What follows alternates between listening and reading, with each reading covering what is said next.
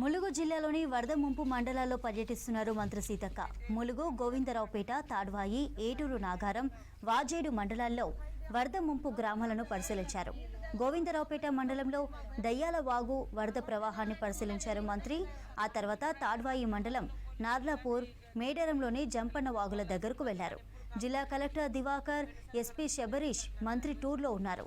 స్థానికులను సమస్యలను అడిగి తెలుసుకున్నారు మంత్రి అధికారులు.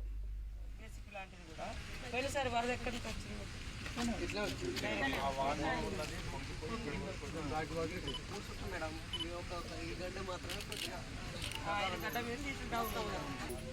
మీరు అటు పోయినా కూడా మళ్ళీ అడిగినా కూడా ఉండాల్సిందే. కొంచెం ఇప్పుడు దసరాకు ఇంట్లో కూడా శాంక్షన్ అయితే.